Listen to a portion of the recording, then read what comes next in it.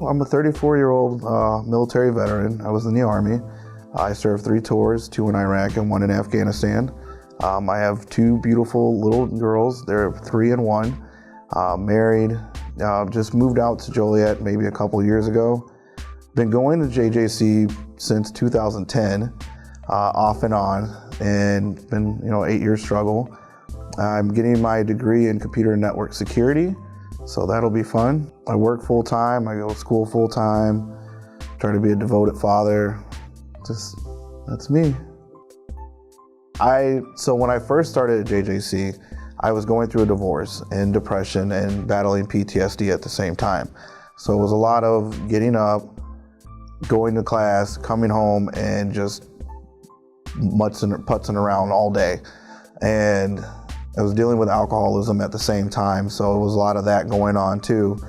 And I wasn't really going anywhere, but I met Pam in my very first semester, and she saw something in me that I didn't see at the time, going through depression and stuff. I hadn't fully recovered yet, and then I disappeared for like 2-3 years, but I kept in touch with her. And I'd stop in and say hi, see how she's doing. And she urged me, like, you need to come back and finish what you started. He would take classes and he'd come visit, and then he would drop off the face of the earth for a little while, and I'd nudge him on Facebook and he'd come back and take a couple classes. So for 8 years, it's kind of been Brandon here, Brandon not here, Brandon here, Brandon not here. But he's completed. So that's what and he battled a lot of obstacles and challenges along the way. And once I had moved so far in my life, but getting remarried and having our first child and getting a house, I was like, you know what? I always said I wanted to provide a better life for my family than what was given to me.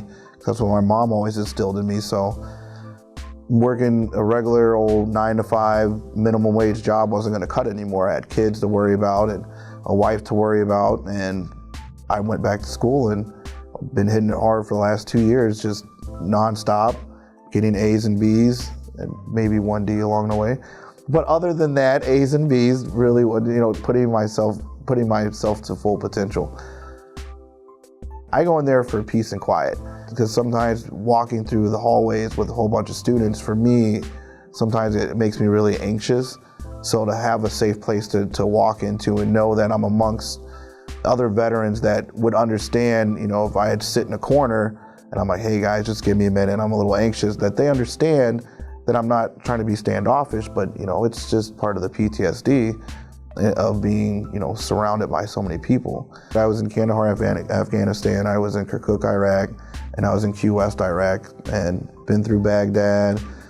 Got to travel in Italy, which was really cool. I got to go to Rome and Venice and Verona and Austria and Germany. And so, there was definitely good times with bad times. The camaraderie I made with the fellow soldiers, when they say it's a brotherhood, it really is. Like, I would give an arm or a leg for any of them.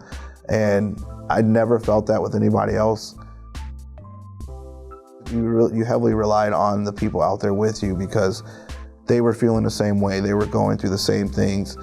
Because if you didn't, you couldn't be a loner while you're out there, because there's a solitude to being so distant from everyone. And it's scary. And then you don't know if you're coming home. You don't know if this might be the last sunrise you see or the last sunset you see. And then to watch other soldiers that you've even seen in passing not be there anymore. It grew me up really fast, because I was young. I was 19 when I first went over. And quickly I learned that life was precious. Life could be over in an instant. He's just an all-around great person, and I think he has a fabulous story to tell, and I think it's a story that a lot of our students can relate to, because he's had so many challenges along the way. That's just who I am. I'm out to have fun. I'm out to enjoy life, and I plan to do it one way or another.